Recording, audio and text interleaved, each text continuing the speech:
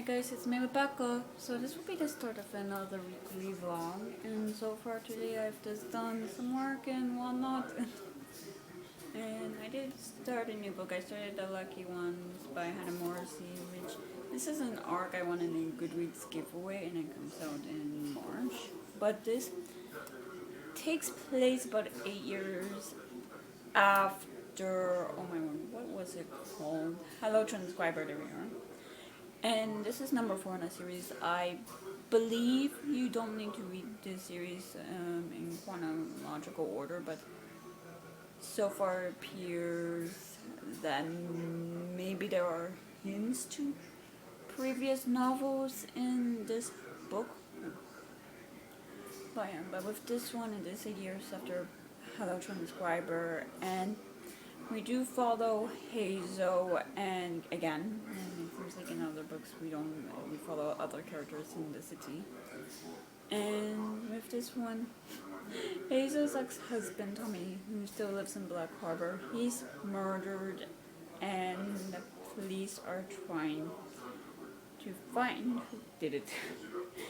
And elsewhere, Hazel is haunted by her memories of Black Harbor. Lured there after 8 years, she returns to find out who killed Tommy and why. Now back in Nikolai, her ex-lover slash the cop who's investigating the case. Morbid. Their love affair can hardly pick up where I left off. They both used each other to their own ends before, which begs the question, would they do it again? And with the atmosphere growing more vital by the second, Hazel and Cole call a truce as they work together to solve this murder.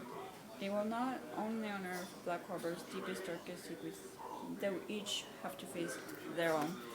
And this, so far, the vibe of this book is quite different to Hello Transcriber in a sense.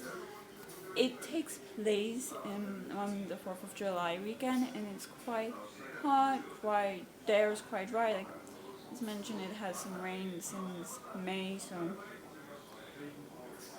there's like this feeling of it being like suffocating, the heat, like you're sweating a lot, clothes are tight, and it feels like you cannot breathe. The air is so dry, and I don't know, there's this suffocating feeling to it that I do like.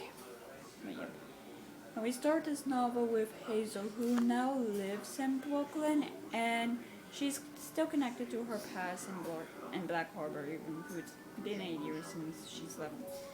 She knows a part of herself will never fully leave the city because of the things she threw into the river that still connect her to the city. Yeah, so she's swimming, and for some reason she had a key from the duplex where she lived with Tommy, and we do learn that she only discovered it a couple months ago. That was hidden among her things for 8 years, which I would assume in those 8 years you probably moved a few times if you live in New York, and she did live for her sister, but yeah, she does throw it off the Brooklyn Bridge, and and we see how in Black Harbor, Nikolai and other cops, there are this I would describe it like a drug den. I'm not entirely sure how else to describe it, where they find Tommy's body and garbage bags with bleach on top of it. The people who killed him pour bleach on top of the bag to get rid of fingerprints, but yeah. And we also learn how severe the drug problem in Black Harbor has gotten, how people are getting more creative and creating new substances, and it's a whole thing, and it is connected to Tommy's stuff, it seems like. And I do have to say, because of her status as the ex-wife, and because it is a well-known fact that there's no love lost between Hazel and Tommy. I mean, Hazel's pretty high up in the suspect list. It is acknowledged she tore him apart in her latest novel. It's caused people in Tommy's life to view him differently. And when the cops like enter the duplex where Tommy still lives, and they see someone who was there previously, and the place is absolutely looted, like just like torn apart, and he had a bunch of guns. This dude was like one of one of the end of the world guys who like was worried that the end of the world was coming, like had so many guns, supplies, the whole shebang, like he was into that kind of thing. And he had plenty of guns in his house, and none of them are there anymore. Like he kept a logbook of all of the guns he had, including the one gun that was registered to Hazel that she hid from him. And this is also an issue for Hazel and like her ranking in the suspect list in a sense. It was the same weapon that was used to kill Tommy, so that doesn't seem look good for him. But yeah, we see how Hazel she's come back to Black Harbor to really investigate Tommy's stuff, and I do like how it acknowledges that anyway she was a victim of domestic abuse, even through like he in the first book he never like physically abused her. It seems like he expected her to be like a traditional wife and whatnot, and it did cause issues for her and how she felt towards him.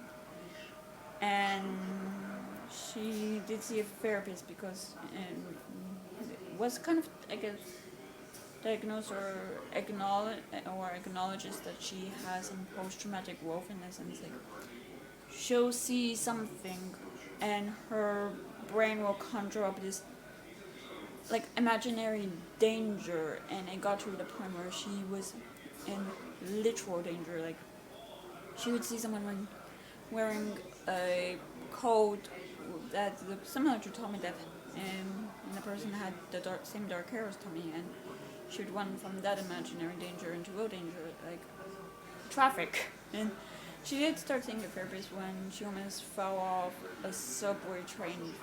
At subway, like oh my god, what am I trying to say? She almost fell into the train tracks. Let's see, there we are. And she is hoping by coming back to Black Harbor and investigating what happened to Tommy that she'll regain some control over her body and move on. And I am intrigued to see if she actually is able to, I guess, allow her mind to move on. Like now that Tommy is alive, maybe her mind will accept the fact like that he's no longer a risk. He'll no longer be this dangerous thing to Hazel. Right? Yeah. And we do learn things about Tommy that's like his friends are like, that was unlike him. Like he had a scratch card in his pocket, he wasn't much of a gambler, he didn't do anything that would cause him to lose his beloved guns, and didn't deal drugs at all or do them at all. And the thing is, a friend of Tommy's at his job, which is at the water plant, tells the cops that they found almost 7 kilograms of drugs in bricks in the water. And Tommy said he would take it to a pharmacy near a hospital, but did he? Or did he do something with them? Like, the friend mentioned that it was never brought up again, so there is some of that and awareness of it. But yep, and it seems like Hazel has come back to Black Harbor without telling anyone that she came back. Like Nikolai tried to contact her, but left a message. And also Hazel was dealing with like this really creepy, weird owner of the Airbnb that she's staying at, who won't get at him, that she's not interested in. The chapter I finished, I started like, the guy is trying to let himself into Hazel's apartment after he asks if he can borrow a coffee filter from her, and she accepts and gets in. He's trying to open the door, and it's just a bit weird, like he won't get at him, that she's not interested in. I am intrigued to see if her fight or flight mode will take off, because I'm not gonna say Hazel's gonna fight that guy or kill him, because she's not a fighter. She is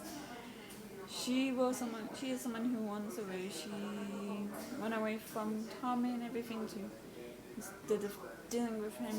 And yeah, I'm just intrigued to see where this book goes and really see if Tommy did get involved with drugs, and then if he was dealing or something. Like, I'm intrigued. So yeah, I think that's all for now.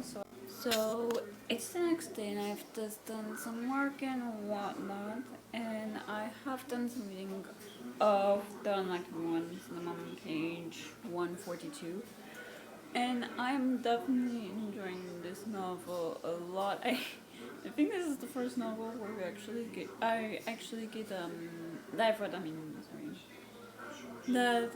we get, I guess, details on investigations and on the autopsy, because yesterday there was an autopsy scene that was quite a task. Like, I've only seen it on like shows like NCIS or whatever, but nothing to, I guess, grotesque. I don't think any other like crime novel I've read have had that much. I was thinking, also seeing like, guess how squeamish, or how much called the tests autopsies, just because like, no one wants to see the inside guts of someone. If that makes sense. So yeah, but we do get more of Hazel and Poe, and I have to say the landlord of the Airbnb that Hazel is renting, like, he is giving red flags. Not red flags, but he doesn't know when to take the hint that she's not interested. She's quite uncomfortable being around him, being alone with him. Like, she said that, as women, she knows signs of when someone's looking at their phone, but they're not really looking at their phone. He's interested in her, like, why she's in Dark Harbor, maybe interested in Hazel herself, who knows. But Hazel did find a camera, not exactly in her apartment, from what I understand, but like, it's like pointing in the hallway, like you see who's coming in and out of the apartment, and that's a bit odd.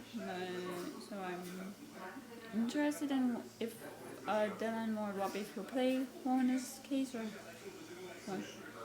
But yeah, she goes to the duplex and she finds the gun in her hiding place, which was like in the back of a drawer, and she runs into Nikolai, who decided to go into the duplex during the funeral just to take a second look. Like, he knows he's not gonna be welcome at a funeral because of his history with Hazel and people's like thoughts about him because of that, and especially a close friend of Tommy's. So yeah, but during an argument, Hazel just shoots the gun at a taxidermy. Oh my, I cannot say that deer. And white powder comes out of it, which is a bit weird. And it turns out Tommy had a drugs deer until he figured out what to do with them. It seems like with his behavior and the fact he did like pay off his tab at the gun range and other stuff, that he was planning to leave town. And we do learn that like when Hazel does meet up with Cole later in the novel, like, he threatened her with a felony charge if she didn't meet up with him, and she knows he ain't gonna do it. But anyway, and she learns that Hazel is a published author, and she does do the social media aspects of being an author, and she was doing this Q&A session for what is it called? Like, not attention, but it's like when you need to keep your numbers up. There's a word I'm blanking out, and there's an enough right. But during that Q&A, someone asked if all you had to do was one bad thing and you could leave Black Harbor forever. Would you do it?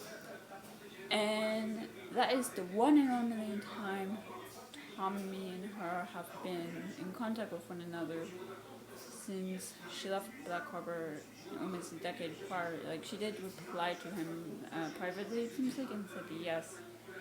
And even though she blocked him on social media, he still created like a dummy account with his email just so he could send it for that question. Like, the only thing that gave away the dummy account was the fact that Cam followed him, his best friend. So yeah, there is that. And speaking of Cam, he's dead.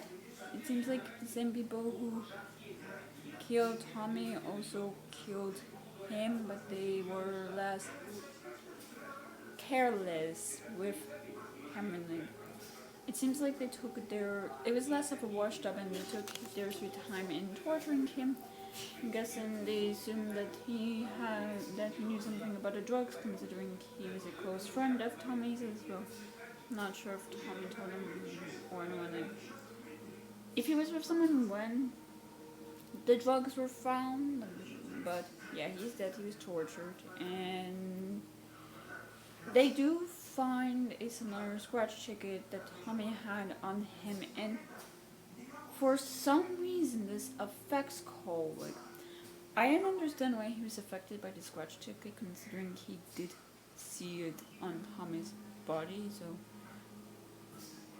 yeah, but apparently he was carrying around the third copy of this ticket from that, and he's been carrying it around for him for. What was that? I'm looking at him. He's been carrying it around with him for 9 years. He found it on his brother's body when his brother killed himself, and we learned that the brother, after an accident where he was hit by a car at work that injured a disc in his back quite severely, and he was given opioids for the pain, and he developed a drug addiction. And it seems like the same people who killed Tommy and Cam might, his Nikolai's brother might have known. It seems like, I don't know, I'm quite intrigued to see where that goes. And I do have to say, there's things about Hazel we do learn more. Like, it seems like she is haunted by the ghosts of her past. Like, not only is she haunted by Tommy and seeing him in New York, she's also haunted by Nikolai. Like, she cannot stop thinking about him, and in the 8 years since she's left the Black Harbor, she has admitted that she had thought up scenarios of like, what if they run into each other again in New York. So we do see that she is haunted by these metaphorical ghosts, which I do find quite interesting. And I do like how with Nikolai, he doesn't, like, he has one of his cops won like a DOA on the area around Black Harbor to see if like the scratch ticket similar to the one they found has popped up or something. And they do have a criminal analyst, but he doesn't exactly trust her because she's quite distant from Black Harbor. Like, she lives 30 miles away. You know, like, she doesn't know the city as well as Nikolai does, which I do think is interesting. In the sense, like, Black Harbor, you would be surface level, oh, this is your standard smallish city that has a lot of issues. You want it's deeper than that. Like, you don't know the people and the way people live their lives, and things people will do to survive. So yeah, I do like that. And yeah, I think that's really all for now. And so it's the next day, and I've done some work in Wana, and I've also done some reading of Hello Transcriber, putting me on page 240. And I would say it is quite different to Hello Transcriber, and I'm bringing up that first book due to the fact this book is like a continuation of the characters from the first book. Like, it's a continuation of Hazel's story, of Nikolai's story, of their story together. And I would say it's the opposite in a sense. With Hello Transcriber, I felt like the relationship between Hazel and Nikolai, that was the forefront of the novel, while the mystery, the case they're trying to solve, was like in the background. Like it was like a second thought, if that makes sense.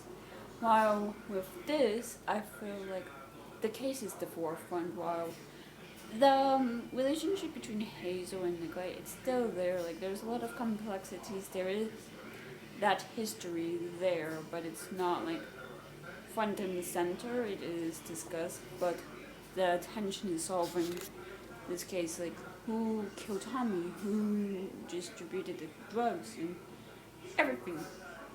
And I would have to say, like, there are like those complexities, and like I guess the fact Hazel's relationship with Nikolai in this case, like they're interconnected in a sense. I mean, it is Hazel's ex-husband who is the victim, but also Hazel is involved in trying to solve this case. But Hazel, I'm just looking at the notes I made from what I read yesterday and today. Hazel, like, she has to stay with Nikolai due to, like, there is a potential threat towards her. Like, they think that whoever killed Tommy and him might try and kill her, thinking that she might know something about the drugs because, I mean, she is Tommy's ex-wife and whatnot. And so she's staying at Nikolai's place, and while he is out, she like snips around and whatnot. Like she's trying to find evidence that maybe he has a girlfriend, and she doesn't find this evidence. She does find a piece of her manuscript that she threw in the river in Hello Transcriber, and she learns that Nikolai had kept it this entire time. And that's not like the only, I guess, memento of Hazel's that he kept. Like later in the novel, we see that he kept like the bracelet she threw into the water, and he has like on a mirror in his car. The thing is, however, when she sees this manuscript, for some reason her mind goes somewhere, and she then stuck to the conclusion that he was the one who set up that dummy account. He's the one who killed Tommy so he can lure her back into Black Harbor, because she wanted to leave, but Nikolai, he loves Black Harbor. He loves the city. He's dedicated his life, his career, his everything to the city. Like he doesn't want to leave. He can't really. He feels like he can't, because it is mentioned that over 20 years ago he did take a pledge to protect the city, and so she thinks that if he cannot go to her, he's gonna bring her to him. So yeah, it leads to that, which that should be probably a bit concerning. Like that twice she thinks that her potential partner or her lover is his murderer. I feel like, I don't know, because later on in the novel he mentions that he's seen he recognizes her behavior to violent or sexual abuse, and he does acknowledge that Tommy was verbally and emotionally abusive towards Hazel, and but still it's like women who've like been abused in some way, and how her mind goes to extremes and like compulsion. She has like mime typing conversations, and her thinking, like she does have suicidal ideation. Like she thinks about jumping off the bridge. She goes there, and it's like a pattern that he's recognized, that he sees in her.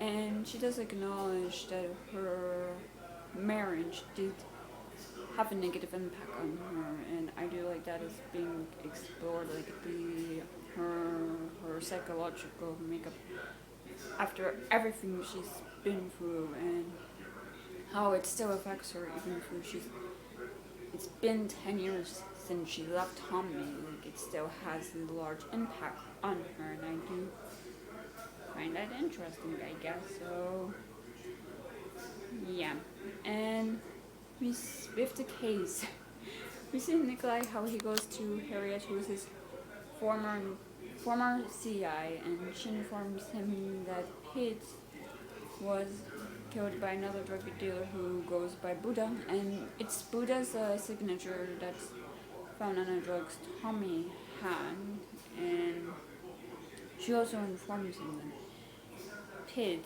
had something to do with the death of Nikolai's brother, and that is explored like more. Like it seems like Pitts was told to kill Evan, who Pitts was a CI for, in order to get into favors with Buddha.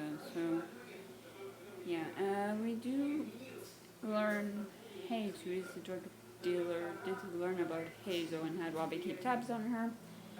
And because who the hell comes to Black Harbor? It's not exactly your ideal vacation spot. And with Hayes, that's also an interesting case in the sense he has a brother who is a cop. And it's like they come from the same stream, but it's like they branch off, and I think that is something very interesting to explore. Like the brother, he's tried to cut ties to his family in all ways. Like he took up his mother's surname, maiden name, which I don't know. Seeing the difference between the two brothers is very interesting, and how Hayes has this effect on Hudson, the brother. So yeah, and during the interview with Cam's widow, we do learn it was her who set up the dummy account. Like that Maine is her maiden name, which is an excellent fake username or whatever. And she's the one who contacted Hazel. She wanted to leave Black Harbor, and she was the one who told Tommy not to hand over the drugs because it might be a way for her to leave. And I don't know. So yeah, and we see the rest of the case. Like, and there isn't anything really noteworthy. There's like a lot of kind of investigative steps and whatnot. And we do see they do decode the numbers on the scratch cards, and it seems related to a case file for Hazel thinks it's really like a criminal being narcissistic and using like, and the numbers correspond to the words or numbers on the house rules sign that was found in that drug den that Tommy was in. So yeah. But so far I'm definitely invested in the story. Like it's just a quick, easy read. Like I do enjoy these detective stories now and then, and I am intrigued to see how, I guess, the trauma he's also experiences through her relationship with Tommy will affect her relationship with Cole, because and how Nikolai will try, I guess, help Hazel, or I guess I'm just curious to see the future of Hazel and Nikolai, because she doesn't acknowledge, like, she didn't really belong in Brooklyn, she didn't belong in Black Harbor, like, neither of those places were exactly home, but she found a home with Nikolai, which I do like in the sense, like, home's not really a place, it's like a person. Home is where you feel safe, and in Brooklyn, she was only really able to be invisible,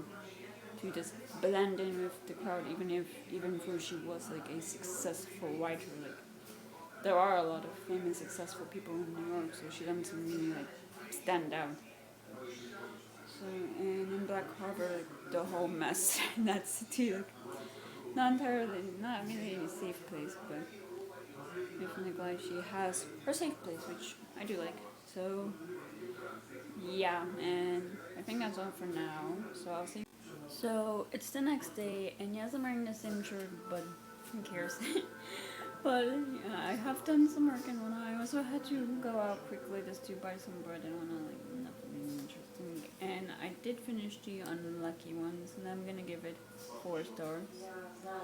We do learn that Pitts, who had like looted Tommy's house, looked for the drugs, wasn't the one who stole the guns. It turns out the guns were stolen by the son of a close friend of his, someone who he considered his son almost like he would call him Uncle Tommy.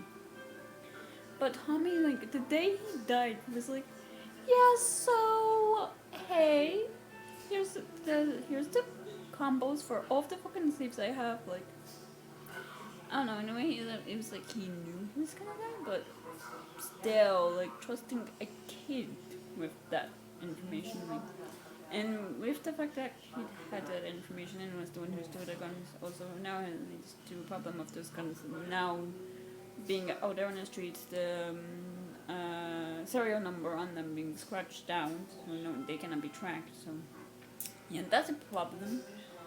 But Hazel, so Nikolai kind of tricks Hazel into leaving Black Harbor. Like he forces her, really, in a sense. Like he hires a driver to take her to her sister's house, who he's been in correspondence with, like conspiring to get Hazel out of this town. And this is another thing. Hazel is impulsive, I do get it.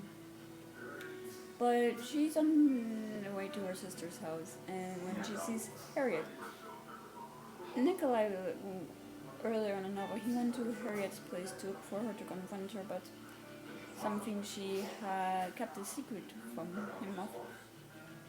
When he saw on Harriet's vision board a picture of Hazel with a bullet hole through her forehead, so he thinks she wants to kill Hazel. He shows Hazel this picture, like she knows that Harriet wants to kill her, and that Harriet has kind of a history with Tommy, let's say. And then she jumps out of the car and tries to force Harriet to tell her what she knows. She tells Harriet like the details of Tommy's murder that she knows of, and of Cam's. And Harriet, she does know who Buddha is, and she takes Hazel to him. And we do learn who Buddha is quite quickly, and Harriet does this thinking like she owns Buddha this debt, in a sense, like she lost or he hid the kilo of his drugs from him, and she thinks that she'll repay his debt, she'll pay her debt by delivering Hazel to him. Yeah, that doesn't exactly go her way. Yeah. And we get the whole confrontation of like, hey, the big house who is like the top boss of Buddha and Hades. And he is out of prison, and he goes to kind of give this last kilo to Big House, and all is fine and dandy, like going according to plan. The issue is Buddha shows up with Hazel, and Cole kind of breaks their goal of the mission. Not goal, but how the mission was supposed to go through, because for the cops it was only supposed to be the steakhouse, but when Buddha showed up with Hazel, Cole broke out of that kind of not goal, but his position, and he went into the drug den when Tommy's body was found, and there's a whole thing, and yeah, it seems like Big House is dead, Hades is MIA, so yeah, he still has a lot of problems going on with him. I mean, the drugs, it's never gonna end, the guns are still out there, and after everything, Nikolai tells Hazel that what he does isn't making a change. Like, he might have decrease of the circulation of one kind of drug, but something stronger will circulate. Like, you solve one thing, you have bigger fish to fry, someone more powerful or someone aiming to be more powerful will just take over. But he still does what he does because he knows he still has to try. As there are people who are still trying to get by and make their lives like in the only place they've ever known, and that is Black Harbor, and he relates to that because all he's ever known is the city. Like, he grew up there, he was born there, he's lived his entire life there, and there's nowhere else for him. Yeah, so there's that. And about Hazel, it seems like she's not gonna go back to Brooklyn anytime soon. She put a pause on her life there and like sublet her permanently now. Like she's planning to stay with her sister a bit and then they go up north with him. But Nikolai asks her to stay with him for a bit, and she says yeah. So yeah, it seems like it isn't the end of their story. And yeah, overall, I just had fun with this. Like I always do enjoy good detective novels. So yeah, the next book I'm gonna start. I don't. My copy's upstairs, but I just put it up on Goodreads, and it's sorry, man. The Tiger and a Wolf by Adrian Tarkowski. I'm sorry if I butchered that name, but this is about in a bleak northern crown of the world, war is common. Manny's father is the Wolf clan's chieftain, but she's an outcast. Her mother was queen of the Tiger, and these tribes have been enemies for generations. Manny, also hides a deadly secret. What is going on with me? All can shift into their clan's animal form, but many can take on tiger and wolf shapes. She can disown half or so escapes with the killer broken axe in pursuit. Mania's father plots to rule the north, and controlling his daughter is crucial to his schemes. However, other tribes also prepare for strife. It's a season for women as foresee danger, a time of testing and broken laws. Some say great war is coming, overshadowing even wolf ambitions. But what sparks wolf set the world ablaze? So yeah, I'm very much intrigued about that, and yeah, I don't really know if I'll be doing any more reading today. I think I'm gonna try and do a bit more work, and yeah, I think that's all for now. So it's the next day, and I just did my grocery shopping and whatnot. Like, yeah, but just the weekly thing. And I did start the Tiger and the Wolf, but I did have to do some work this morning before I left, so I didn't do a lot of reading. And also, it was a thing where it just takes me a while to kind of get used to the writing style. And yeah, anyway, I'm on page 56, so. But what I've read so far is really the setup of this novel. We learned that there are like several animal clans in this world, and they're in the northern part of the world, and it seems like the wolf clan, which our main character is a part of, seems to be the head of these clans. Like once a year, like the other clans give them to sacrifice someone they hunt, like it's a game to them almost, and then kill and attack and whatnot, and they bring the body down. If the creature has antlers, they bring the antlers back, and it's like a sacrifice to the wolf god, which is I guess god that the wolves worship. But this year is quite different due to the sacrifice being a coward and wouldn't go through with the whole thing. Who, however, the clan does capture like this snake creature, who is far from home, who they will sacrifice to the wolf. And back in the village, we meet Mainly, I still don't know how to say her name, who is the daughter of the wolf chief.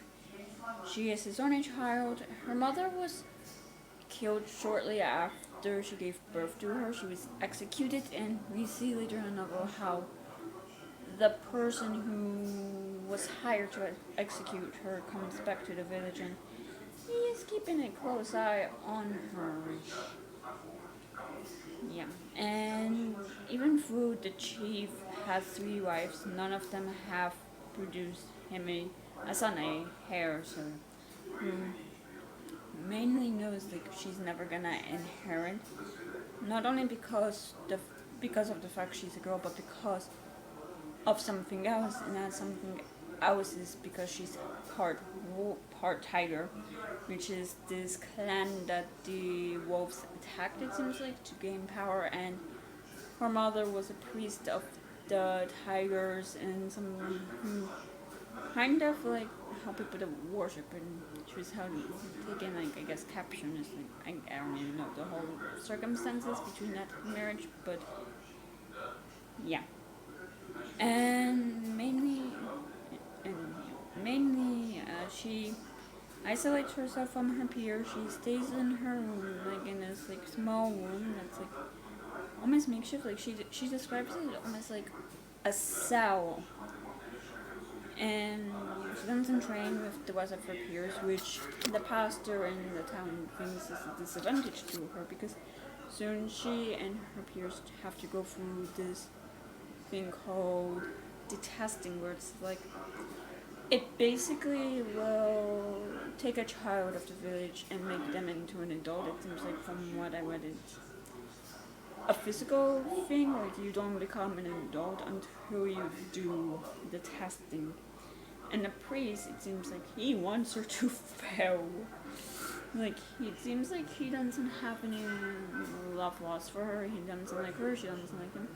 And also, it seems like she tries not to love her father, and it seems like he doesn't love her to her, which we don't really see the relationship between her and her father. Like we see that she has to be in his presence for important feasts and whatnot, but we don't really see, like, I guess we haven't seen an interaction through Frida's what.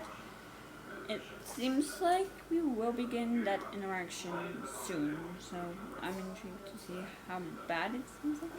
But yeah, and with her and her peers with this testing, there are stakes in a sense. Like if you fail the testing for whatever reason, you are exiled from the village. Like you're completely cut out of it, and yeah. And we do learn that mainly she does train on her own, and she is able to shift over really like what they call a step into her wolf form, but also into her tiger form. And it seems like either she has to do this in secret because like it's like kind of like a forbidden thing, or people just don't know that she does it.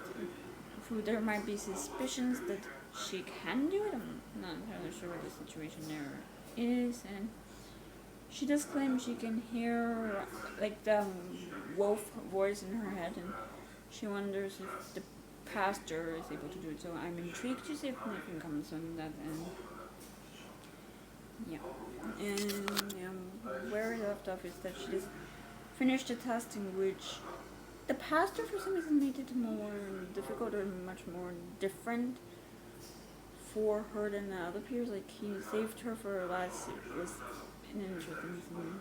Yeah, but with her part, like I feel like with some of the scenes, I'm like it goes over my head in a sense. I understand what's going on. She has to go through this trial, but I'm not very much visualizing it. Like I don't know. I'm intrigued to see where her story goes. But also, we are introduced to this other character named Asmander, and we see him in his. I'm not entirely sure what to call him, his servant or really his protector named Venatir, as they make their way to, I guess, the horse people who. They're still in the north, but they're a bit south in geographic standards compared to the wolf.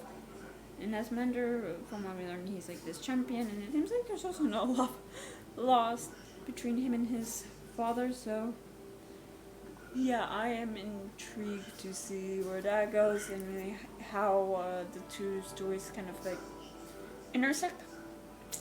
So yeah, so far I would just say I'm very much intrigued of what's happening. So yeah, and I think that's all for now. I'm tired, so I'm gonna lie down. So I'll see.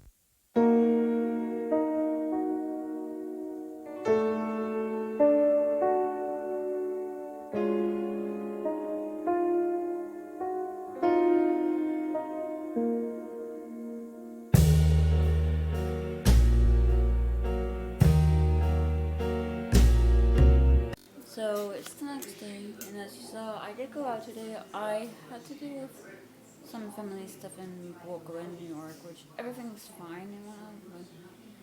But yeah, I've just been driving all day, like from where I live.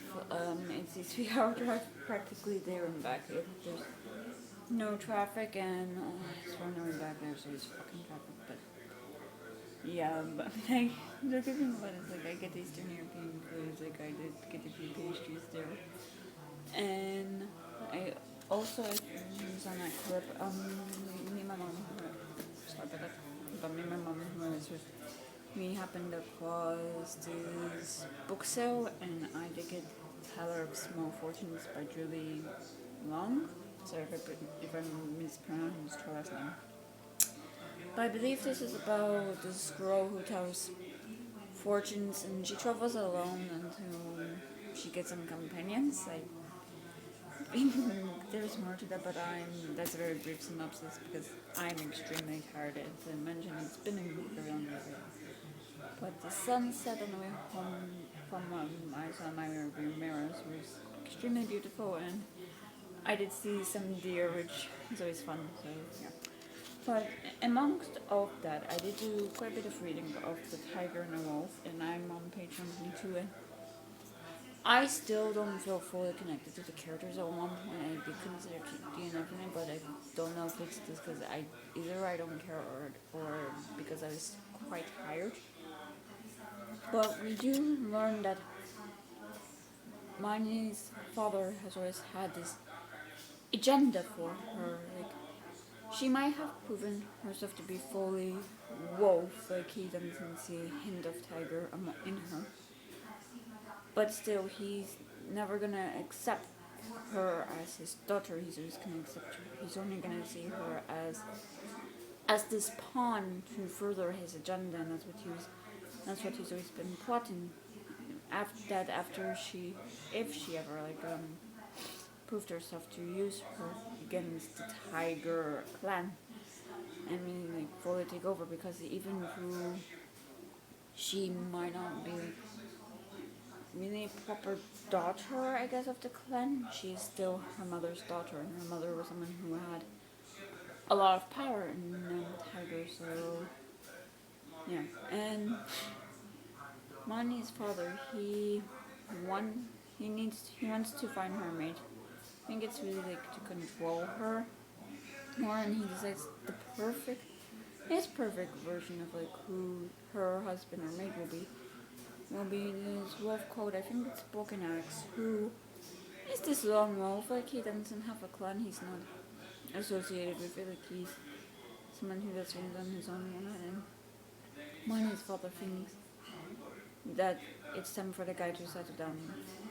And here's the kicker: Broken Axe is the guy who Mani's father hired to assassinate Mani's mother right after she gave birth to her. So yeah, that's a tricky situation with Mani. And so she decides she's just gonna leave. She's gonna flee, and she takes the snake prisoner with her, and it's found out like quite quickly, like the next morning, that she fled and she took the prisoner with her. And Mani's father, he wants to get her back. Like there's a part of him that doesn't want the other animal clans involved, because it will hurt his pride. But for him, I guess his pride doesn't matter. He has an agenda. He wants to fulfill that matters more to him. So he's gonna do everything he can to fulfill it. And with the snake prison money, we see how there's this trust that grows between them. Like, he has no reason to trust her. Like, her clan is responsible for the torture he went through. He doesn't, and he also doesn't have a reason to trust her. Or she doesn't have a reason to trust him, because her clan tortured him, and he might want revenge. And he knows who she is in the clan, like her relationship with the leader. So obviously, like, there's this trust that goes between them in the sense like he's quite weak because he's been not tortured, but he's been starved, he's been chained and whatnot, and he's moving quite slowly, and So she carries him in her pack that she has with him as they navigate and go more north into more colder territories that she's never been from. I think that is quite interesting. And with Asmander, like, we see him in his champion form, how it gives him this power, this ability that almost that if someone could get used to, like, it would leave someone to be quite power hungry and want to stay in that form forever because it's quite tempting. But also we learned that when he got this form, it did affect relationships, like it negatively affected his relationship with his father. Like it seems like when he got this champion form, that all love with his father died. It also affected this relationship he had with a close friend. So I am kind of curious to see, like, I don't know, how developing the soul affected him, how developing an animal soul can affect someone, really, and that's what, like, we see him. And often people who are hyenas, like, they're on a hunt, and then he leaves with the other horse people who are then attacked, and yeah, it's the whole thing. We see him, what was his Vendir, his ability, and how Asmander is able to give him, like, his name and kind of the power he wants out the back because he proved himself to be so loyal. I'm curious how that will affect their relationship, and we see the snake priest and Mani arrive at the horse settlement, and the snake, like, he wants the horse people to help them to go south, and Mani thinks this might be an opportunity for him to, like, rid himself of her, like, to sell her to the horse people, but no, he decides he wants her to come along. So yeah, I do have to say I'm interested in the horse people because they, like, adopt, or sometimes people who are extremely hungry or whatever, they sell their kids to the horse people, and in order to be fully accepted into the horse people, like, if someone is, like, from, I guess, the rabbit clan, they must rid themselves of the rabbit soul and wholly accept the horse soul in order to be fully accepted. And I'm interested to see how that might change a person if that was, because with Mani, she also does have this choice of she can't be fully tiger or fully wolf or either tiger and wolf. She has to choose one or the other, and I'm curious to see how that will affect her because all her life she's been both. So I'm curious, like, if it will affect her and who she is, like, as a person, if she cuts a part of herself out. So yeah, I'm intrigued, and yeah, I think that's all for now. I'm extremely tired and I want to lie down, so I'll see you guys. I'll see you when I see you. This is done with this vlog. I'm so tired. I'm so sorry. But yeah, that's it for this video. So if you enjoyed it, please give it a thumbs up. Leave a comment below telling me what you've been up to recently. If you want to, please subscribe to my channel. And if you want to follow me on any social media, all those things are in the down bar below. I'll see you guys next